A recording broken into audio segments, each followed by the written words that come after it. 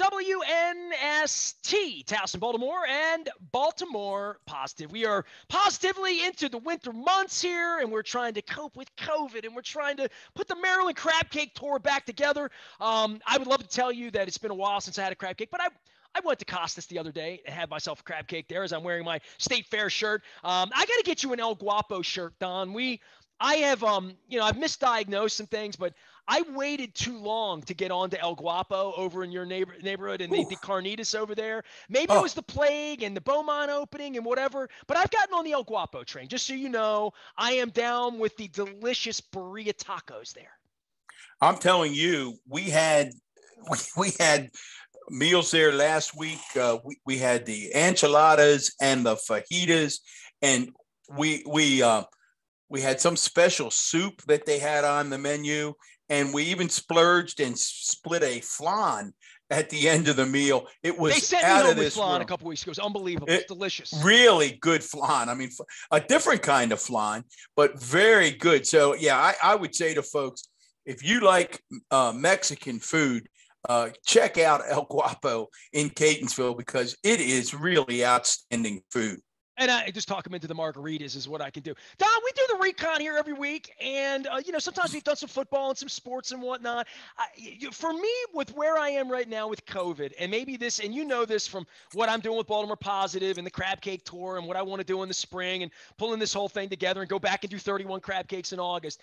This is a time for me when the world slows down and I'm seeing less cars. There's no networking. There's no events. There's no concerts. There's no football games except on TV. You can go down to the casino and gamble on it now, and I may go down and check a little bit of that out here during these playoff football games just to see Vegas come to town. But for me, this period of time, these next couple of weeks, I don't have kids, right? So you're an educator, your daughter's an educator, you got grandkids in school, all this. This is a completely different world right now if you have children or involved in education. So I wanted to turn it to you a little bit to talk about unprecedented times where 2 years ago, everybody's pissed. We have to send them home. Fauci says we go home. Trump says whatever he says. Now we're 2 years into this. There's such a level of fatigue about this and such a level of what Jeff goes through, your son, and what Jen goes through, your daughter, with their kids in school every single day, when the bus doesn't come, when the teachers aren't there, when they remote learn, and how do Jeff sell Nestor's house?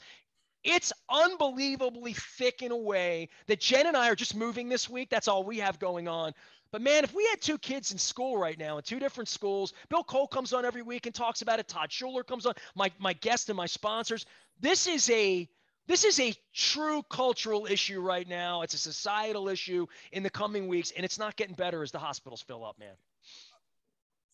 There is so much to unpack there.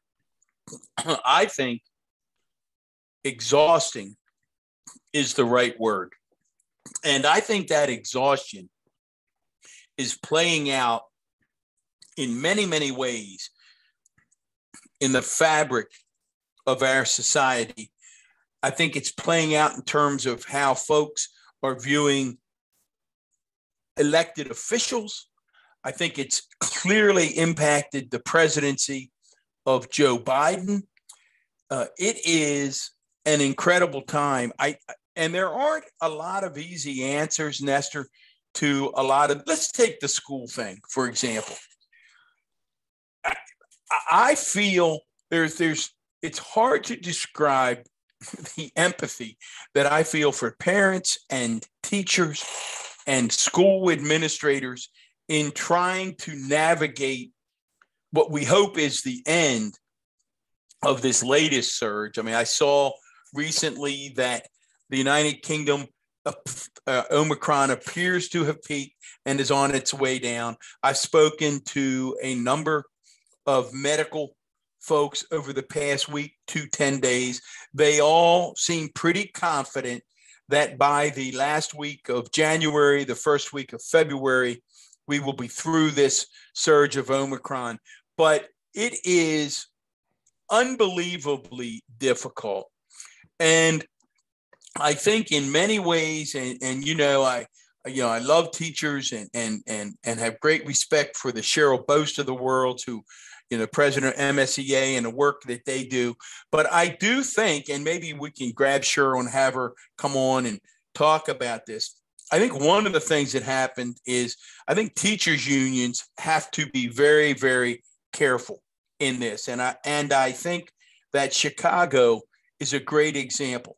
I don't think it is a great look for teachers unions to be shutting down schools in the midst of this, just adding to the angst that parents are feeling. And I know that people continue to be afraid and scared, and we worry about the unvaccinated. We've run out, right, of adjectives about those who continue to fight vaccination.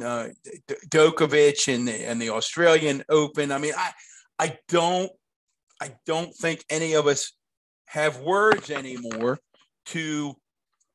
that will convince anyone at this point. If you're not vaccinated at this point, you pretty much aren't going to get vaccinated. So we have to solve this in other ways. We have to hopefully get to it where we view it, what do they call it, as an endemic rather than a pandemic.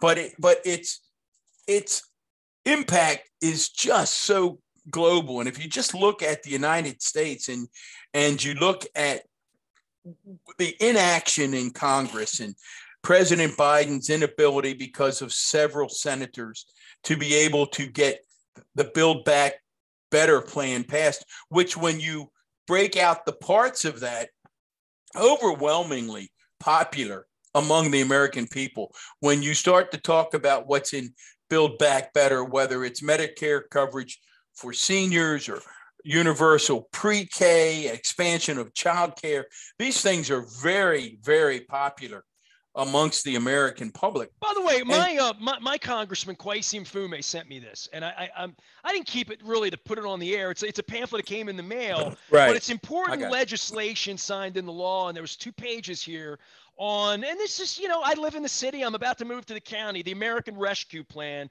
right, and how the Infrastructure Investment and Jobs Act locally here are going to affect our community and the legislation. Build Back Better. It's right here. Build Back Better.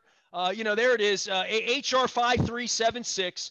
Transformational investments in children and caregivers, critical healthcare expansions, lowering the cost of higher education, addressing America's housing crisis, addressing the climate emergency. Yeah. It's 115 degrees in Buenos Aires. No, there was a insane. There was a new study just came out today, Nestor, in the United States. Real concern about climate change, and this isn't surprising when we see what's happening among people, has just skyrocketed.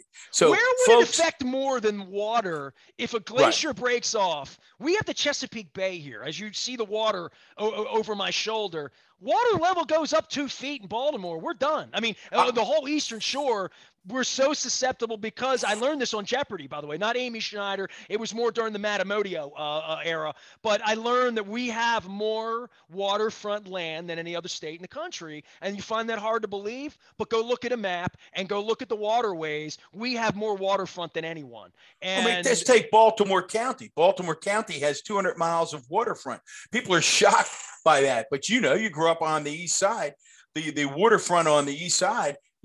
Community after community fronts the Chesapeake Bay. For those of us who enjoy places like Kent Island and Ocean City and Rehoboth and Bethany Beach, this is real. People know it's real.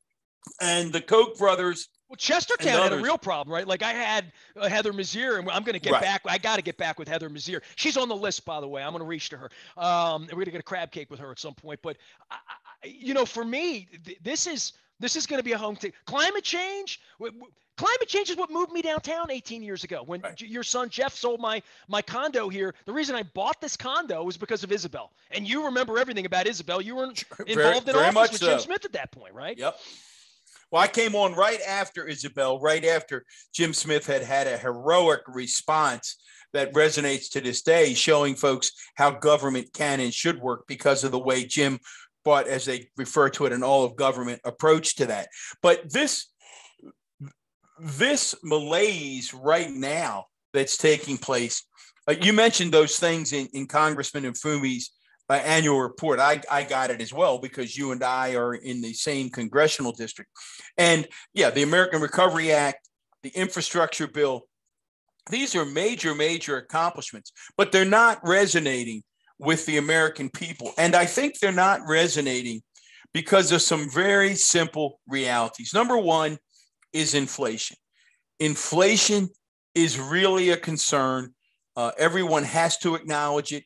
And it's one that people feel each and every day. You will feel it more now that you are going to the county and are going to have to be putting more gas in your car because the county will have many, many great things that you will enjoy. Walkability in terms of your community that you have now will not be one of them. So you'll be putting more gas in the car and you're going to say, whoa, man, gas was $2.89 a year ago, and now it's $3.79. You go to buy a steak. You and Jen want to get a nice steak at Wise Markets, and you walk in and you say, my goodness, that steak's costing me twice as much money as it cost me last year. People see inflation each and every day, and it's affecting everything. It really is. And now we have you had a great post the other day that Wise has been able to buck the whole supply chain issue. But when people walk into their supermarkets, shelves are empty. So their kids are toggling back and forth between virtual and not virtual. People are exhausted. They're tired. They don't know what masks to wear. You've got, and I'm sorry. I try to normally not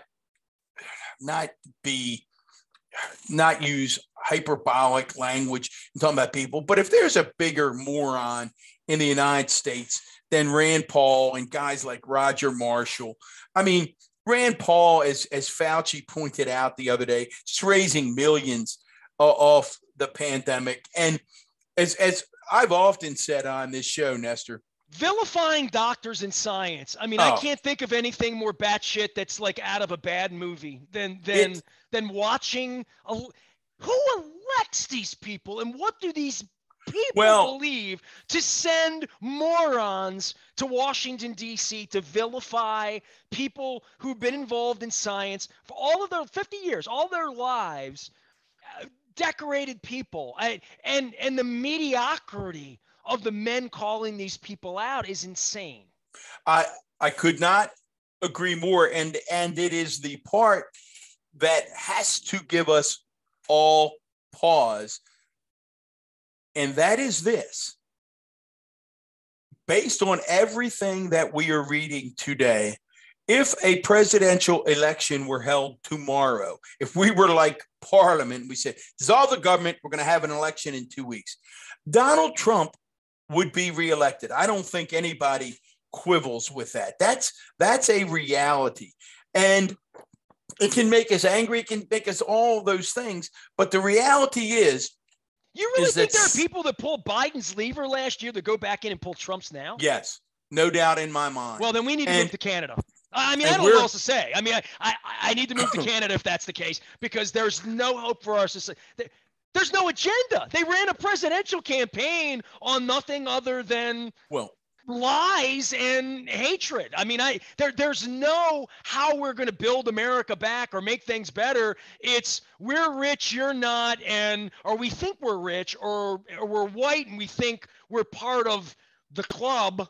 And it's an unbelievable decay of education in our country for 50 years. Literally the journalism part of where people watch Fox News and think Tucker Carlson's a journalist. That's the part that's been the make-believe, that's been the Don't Look Up, right? I know you saw Don't Look Up, right? I did. Don't Look Up is, and I haven't seen it yet, but I've done enough research on it to know sort of what the premise is. That's the whole plan. The whole plan is just trust us. Just trust us. It's like Animal House. Just trust us. And we're going to try to, when you asked me about, would some voters actually change? There's a recent Gonzalez poll that came out in the Sun. We're actually going to be talking to Patrick in the next day or two, trying to make some sense out of his most recent poll. But it shows think about this for a minute. Joe Biden's approval in Maryland has dipped to 54%. That is a really low number for a Democratic president in a traditionally strong blue state. And I had a long discussion yesterday, Nestor, with a number of folks in a meeting about what all of these sagging poll numbers mean. Certainly everybody, you point to COVID exhaustion. You'd hoped when Joe won, that would be the end of COVID. It's not his fault that Omicron kicked back in. But yes, Omicron and the exhaustion that comes with it. There certainly is the perception that the Democrats are the gang that couldn't shoot straight. They can't get Build Back Better passed because of Senator Manchin and Sinema. They can't even take action on voting rights. I mean, the other day I watched. But that doesn't mean, if I'm very frustrated with how the Democrats, that doesn't mean that I'm going to go join the gypsies. It doesn't. But that's not America, right? Well, if we can't have this, we'll have that. I want to be on a team. I want to be on the winning team. I don't know. I think that's the hope that Democratic strategists are clinging to, and it is what you just said.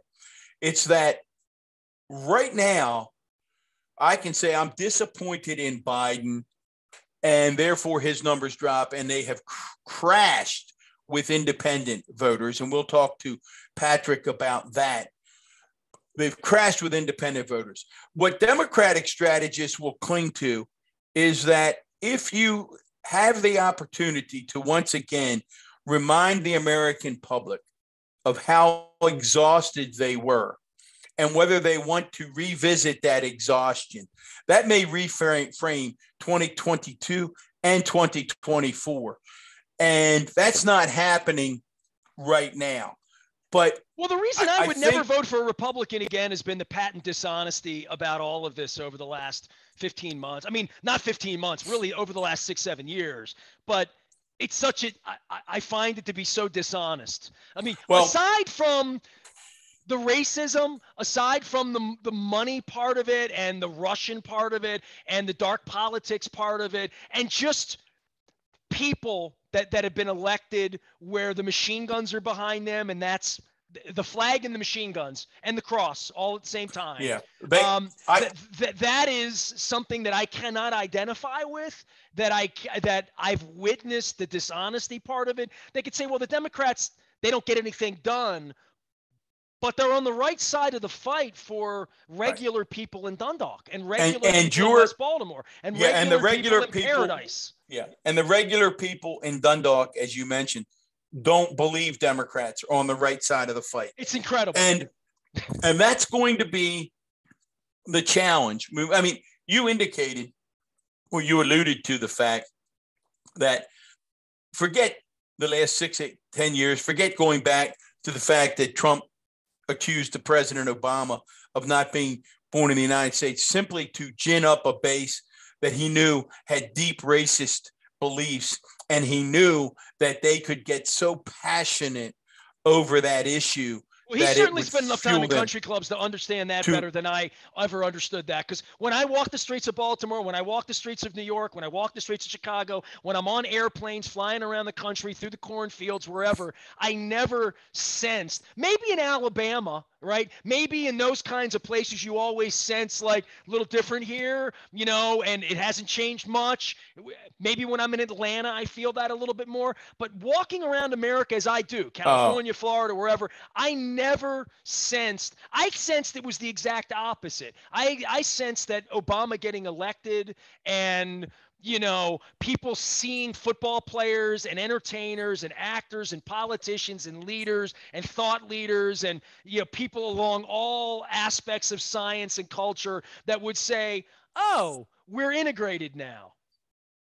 Yeah, I don't think obviously created a rubber band effect that I didn't see coming, because I don't hold that hatred in my heart, and I don't surround myself, or at least I didn't think I did until I found myself caught up in it, to say, you believe what? You believe the election was stolen for the president, but for nobody else on the ticket, based on nothing but you're just dishonest at that point, Don. Yeah. You're just you're just in on the grift is where it is. Well, and they're anybody in. that's on the voting side, and we're not even talking about insurrection. We're not talking about all the money and what that led to a year ago. But we're at a real crossroads in the country. We really are. Lindsey Graham has said on multiple occasions what is true, and I have no need for Lindsey Graham, but I will give him credit for this. Lindsey long ago stopped pretending that any sense of value system or decency mattered.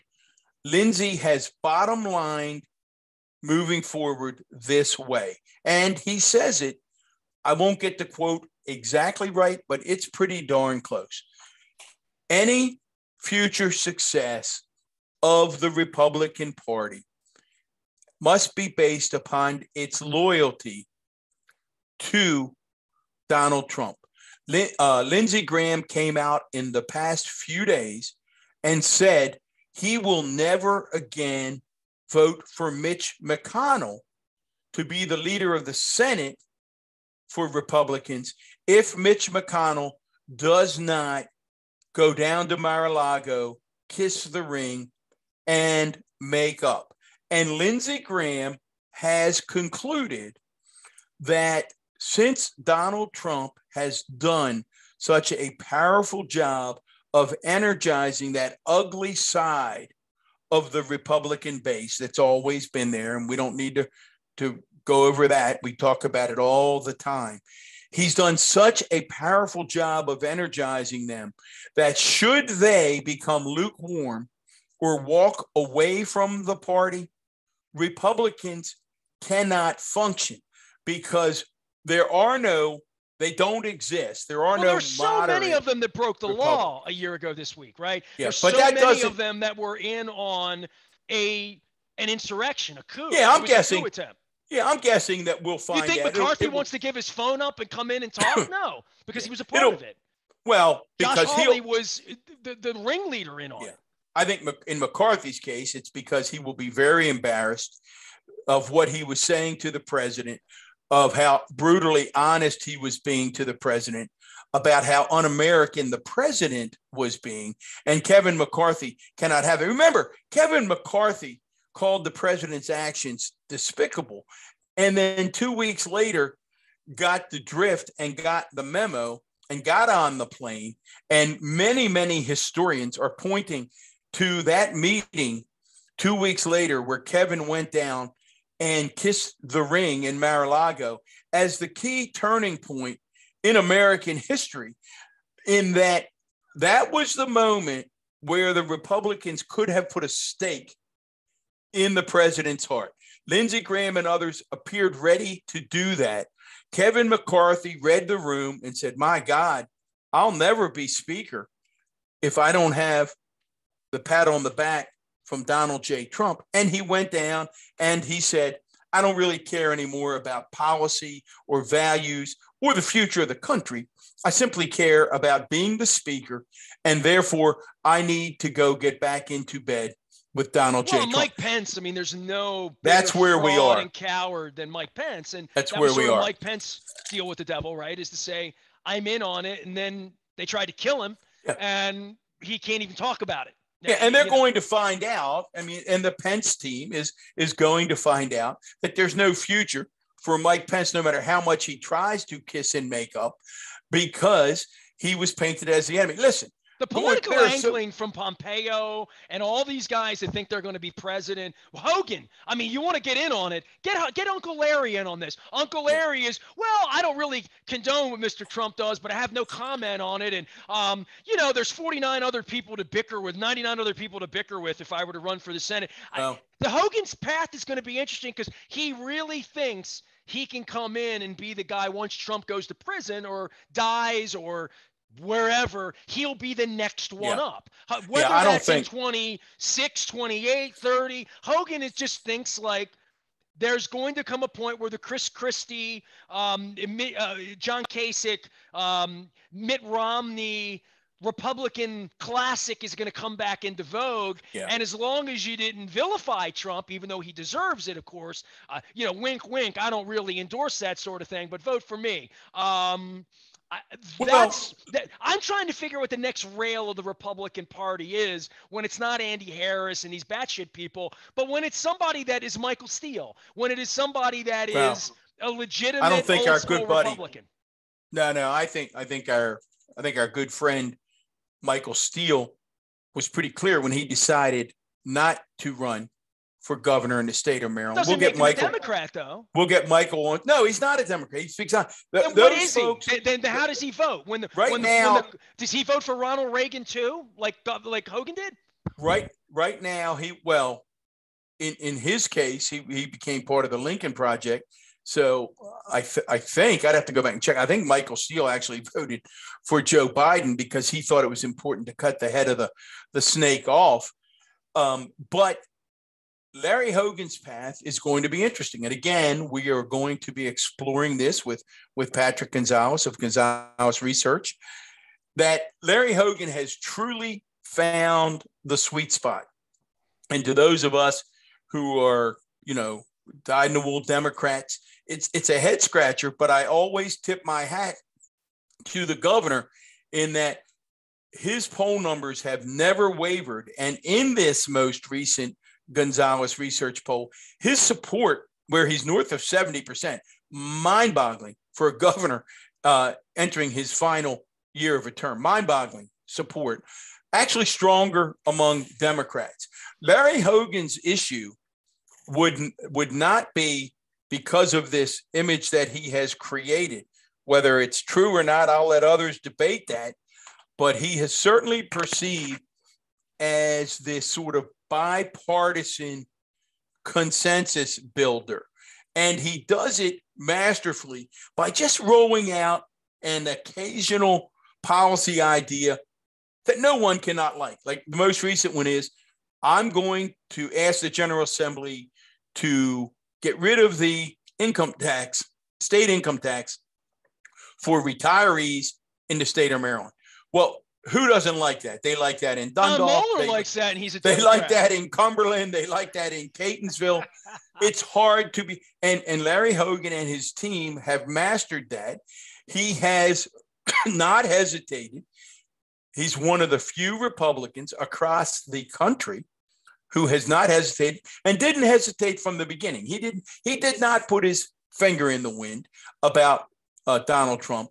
He's been very, very clear about where he sees Donald Trump. I would suggest that makes his support among Republicans at some point tenuous. So there is a lot going on. Listen, before we get out of here on the political thing, I've got to ask you, because we were there, we've been, what year did Camden Yards open, Nestor? 1992. 1992. Rick Sutcliffe. I was there. Rick took 900 hours to pitch a game, but my goodness, he was always able to get it done. Son of a gun. We got to get our buddy Joe Foss on to talk about this. We're going to move the left field fence back 30 feet and raise the left field wall another, 5 feet or 7 feet, make it 12 feet high. How do you feel about moving the fences back in Camden Yards? Probably would have cost Chris Hoyles a few. Is that the John Means? Is this a tip of the hat to John Means? I wish I had more, something more Yoda to say about it other than watching it for 30 years. Mike Messina would like it. The game's changed. The long balls changed the game. Obviously, pitching, I'd say it's changed, but it hasn't changed in that if you're in a ballpark where routine fly balls become home runs, that is not an attractive tool for recruiting pitching. So the notion that the Orioles would sign Jimmy Key a million years ago, ground ball pitcher, Scott Erickson, ground ball pitcher, there were certain guys that fly ball pitchers did not fare well at Camden Yards. So I think that's changed a little bit through what pitching is and what starting pitching is and strategy and all of that. But from a freshen it up, change the ballpark, I'm okay with it. I don't think Camden Yards is anything special, right? So over 30 years, they haven't won world championships there. You don't think Camden Yards is anything special? What are you talking about? I don't think changing it upsets the gods of baseball. It's not Fenway Park. You're not taking down the wall. I thought you meant it wasn't a special ballpark. I was going to say, whoa. Nothing special's happened there after Ripken. It was 25 years ago. I know you feel like that's not what you. Every now and then you say these things. Camden Yards is not one of the special ballparks in Major League Baseball. In terms of from a history standpoint? No. I'm not talking about whether have a team performed on the field. I'm talking about changing where the left field foul pole is and changing the wall. Like, have at it. I don't feel. Yeah, I don't think it will change ground. I don't feel like they're coming in and changing Merriweather. Oh no, you know what I mean? No. I don't think it. I don't think it affects the aesthetics that Janet Marie Smith came up with many moons ago. I mean, I think it's still to this day. I mean, everything. I've never read anything that says they can build all the new parks that they want. Camden Yards is still the holy grail. And I always used to kid your buddy, John Stedman, who hated the fact that they were keeping the warehouse. And of course, it's become the most distinctive feature of the ballpark. I agree with you. I don't think moving the fence back 30 feet doesn't change the aesthetics. 30 feet seems like a lot to me. I mean, I think it's fine. I think as some of the articles have pointed out, it's going to make for triples and doubles and like all of the things that don't happen and it's also going to make for a lot of fly balls and just. Yeah, it means that Ryan Mountcastle's never going back to left field. It means that we won't see Trey Mancini in left field. You're going to see, you're going to see the Austin Hayeses and the others. So. You're right. I think left field was always the big field here, just so you know. I mean, this is my locker room experience. But it wasn't big. Back in the days of Brady Anderson and Mike Devereaux, they would put the better outfielder in left field because there was more ground to cover. Now there's even more ground to cover. Sure, that's what I was going to say. Yeah, because right fields have to turn around and know how to play the ball off the wall. It's not a lot to do out there. You play near the wall. If it hits the wall, you have to turn around and get it on one hop. It was a bigger field. Now it's even a bigger field. So I think that's interesting. I know you've had Marty Conway on and others. I know we're going to have some negotiations. What are your experts telling you in terms of baseball reaching an agreement? Do they anticipate an agreement that will allow opening day to take place? That's where they make money. So I'm guessing that by then, spring training will be a sacrificial lamb. Right. Social distancing. We got COVID. We got all that going on. They're not going to start spring training on time. There'll be spring training in April. They'll move the schedule back. They'll negotiate to the last. Don, they almost didn't get to the field 2 years ago in the middle of a plague. In the middle of the plague, I know. That's why I'm asking. Fundamentally, it's because your buddy like John Angelos didn't want to have a season. There were owners that did not want to go to post. They did not want to go through the expense of putting the team on the field. They didn't want to see it the players' way. It was in their best interest to not play baseball 2 years ago. The players have lost some ground here. And if you want to listen to a great conversation, I've had a lot of different baseball people on, but the Maury Browns and the Barry Blooms and Eric Fisher. I'm going to have John Arand on next week, who covers the business of sports from Sports Business Journal as well. All great, in addition to Marty. But the issue for the baseball players is about how they're screwing guys like Adley Rutschman, starting the clocks, holding them back, where free agency lands, the value of older players like Adam Jones, who probably should have played 2 or 3 more years at Camden Yards for a couple $1 million a year, but went and ate Kobe beef over in Japan instead. That they don't want those players around. They don't want to pay the veteran players. And how pitching has changed and what that will mean for the Scott Borases of the world, the people that cash in on the Scherzers and those kinds of pitchers, that they're trying to do away with that in the way that, Don, when I came on air back in the 90s, one of the sports huddle things we would talk about was whether a team needs a closer. Right. The closer was invented to make relief pitchers rich. It was it was something that was done to give more value to Doug Jones, who we just lost recently, and those guys all made more money. It was a negotiating tool for the players. The players got the pendulum where they wanted it, where they're making a lot of money. Now we have these empty stadiums. We have the strategy changing rapidly. And I think one of the things they've tried to phase out is the $30 million pitcher. So all of this is going on. And attendance is down, interest is down, aging out of the fan base. Orioles are having trouble selling. A lot of places are going to have trouble selling tickets. You talk about that in football. Baseball's even more. And we're at a fundamental switch in the ideology of analytics, in strategy and what it means to consumers who come to the game and watch everybody play on. You move to the right side of the field when Chris Davis is up, move to the left side of the field when Adam Jones is up, or whatever it is. And they're going to need to recruit young people. And they can't do that by screwing up with opening day, not fielding competitive teams. The players' number one beef is with people like Angelos and saying, you're a tanker. You don't even want to win. You're not fielding a competitive team. And the problem is, and we'll get into this, guys like you and Jeff Mohler buy tickets. It doesn't matter whether they're competitive or not. You're in. So then they know that about you. They've got the rope into you. You're going to buy the ticket, buy the bobblehead, come down on opening day, whatever it is. They need to appeal to people like me that don't go anymore. And I'm expendable to them. So then they really better get on Brooks, and they better get on your grandkids. And I don't think I disagree with any of that analysis. I think the sport has. I love the sport. You're right, and I will be there and I will root for it. I will tell you that I think they've got to make some fundamental changes to the sport. The shift is one. As you know, I'd get rid of the shift tomorrow. I don't know why they hesitate to do that. In terms of, I think this, and I hope the players win on this one. This whole idea of having to wait to start a player's clock, I think is silly. I saw one proposal. How do you explain that to your 12-year-old? Well, you don't. I can tell you, my grandchildren hate that rule, and they know Bowie pretty well because they like to go down and follow the prospects at Bowie. I like the one proposal that I saw that I hope the players win on was the idea that perhaps you just say everybody can become a free agent at 30 years old, regardless of service clock. There is no service clock anymore. Owners won't like that because a lot of people will be free agents, but I think that would be great. That way, Adley Rushman would have been here, probably last year. Grayson Rodriguez probably would have been up. I think there are things they can do, but I think the pace of the game, and you've touched on one, Nestor, and I don't have an easy fix for this one. The idea of pitching and the 7 or 8 pitchers in a game and the games taking 3 hours and 45 minutes, that is a problem.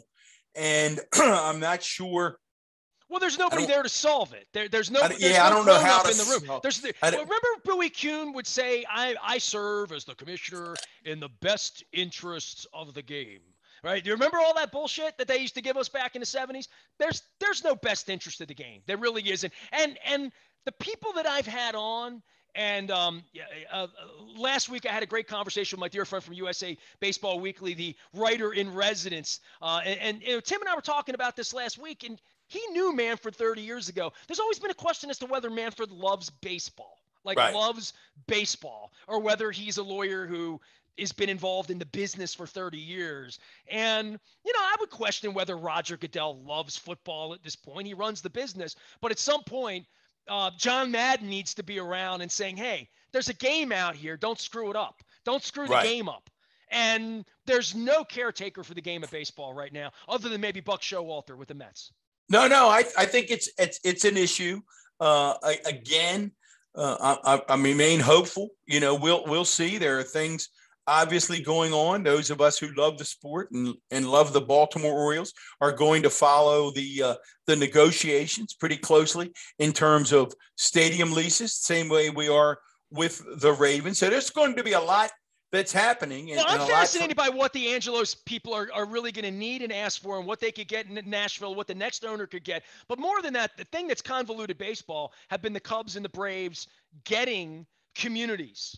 So, if you've been to Foxborough, you see the mall around the stadium up there in football. Football did that. Cincinnati did it very wisely, by the way. If you haven't been to Cincinnati in a while, you haven't been, because their stadia are connected like ours are. Their football and baseball stadium are 2 blocks apart. And they've built an entire for lack of a better expression, Fells Point. Like they've Well, built, that's what the Nats have done, right? there you go. Yeah. So that's a perfect example. Right. Now the Phillies have built a bar in the parking lot, right? And Right. here it would be more a bar in the parking lot. You'd say, well, we already have downtown, the Inner Harbor, Little Italy, Right. Fells, Federal Hill. We have plenty of bar areas around.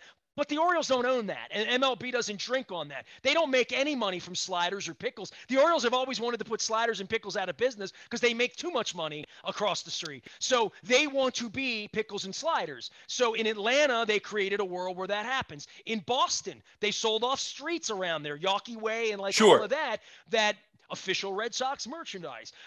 So that is a revenue stream that the Nationals, you now see all that goes on down there, that how can the Orioles own a part of that? How can they own the sports book? How can they own the live facility for gambling and basically how can they move the casino 3 blocks up and put it between the baseball stadium and the football stadium?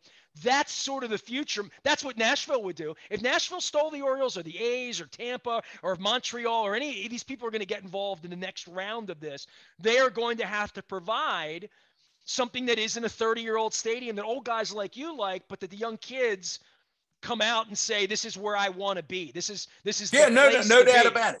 That's why these are fascinating topics that we will be following on the Recon. Let me say, next time we have a Recon, you may be in a new place. So good luck. Keep the final few. You've been trying to get me back to Baltimore County for 20 years, right? There all it took is. was you to get out of office and I come back to Baltimore County. You're mad I'm not in Catonsville, I'm sure. Hey, we got Steiner out there. So if we get Steiner, we can get you out there.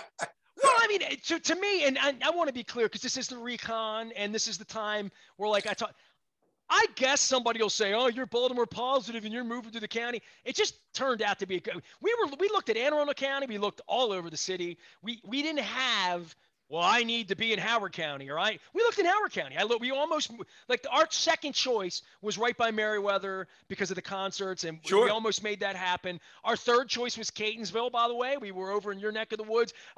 We didn't find a place close enough to where we wanted to be, and then we found a perfect situation in Towson, in the county, that we're very happy with. So and it's temporary. I talked to Leonard Raskin. We're not buying, we're renting, we're cool. And it's going to be, my wife's going to have a garden and we're going to have Rofo coffee out on the deck. It's going to be beautiful. And like I said, when we say Baltimore positive, we mean Baltimore region, because one of the things anybody that's listened to us now for 3+ years knows that we think of Baltimore as a region. And we think, it's Harford County, Anne Arundel County, Carroll County, Howard County, Baltimore County. It's a region. And as Baltimore City does, so goes the region. So that's what I told the mayor of Ocean City that a couple months ago, and I'll tell him again this summer. We're all in it together. And, we're in it together. When we had Larry Hogan on, there's no Eastern Shore and Western Shore or city and county. There's just I'm going to spend plenty of time in the city. Absolutely. So anybody thinks I'm abandoning the city, I certainly would abandon the Orioles, and I might not be going to Ravens games, but I'll be in the city supporting the Michis. I'll be in the city walking through Patterson Park. I told my wife and I were talking, listen, I'm like, we can take the car and park it near Patterson Park and just go walk and do all the things, go to the Chaucer, Absolutely. Go do all the things we love to do. So, and we expect you do in Catonsville. You come to and I'm in the city all of the time, and I expect to see you at Ravens and Oriole games as well. So with that, another edition of the Recon. You might see me at a Ravens game, but you're probably not going to see me at an Orioles game anytime soon. But we'll see. I mean, depends on who comes to town and who's pitching. I did try to get out to see Ohtani last year. So circle when the Anaheim Angels are in town of Los Angeles, and that's when you're going to get me out. You, me, and your grandkids to see Shohei Ohtani pitch. Well, I'll be there a lot more than that. Enjoy it. There you go. I mean, we all do what we enjoy. You like movies. Absolutely. I love movies. I'm trying to find time for Ted Lasso, just so you know. And I'm trying to find time for, there's another TV show my wife and I were talking about. What is it? It's a current one.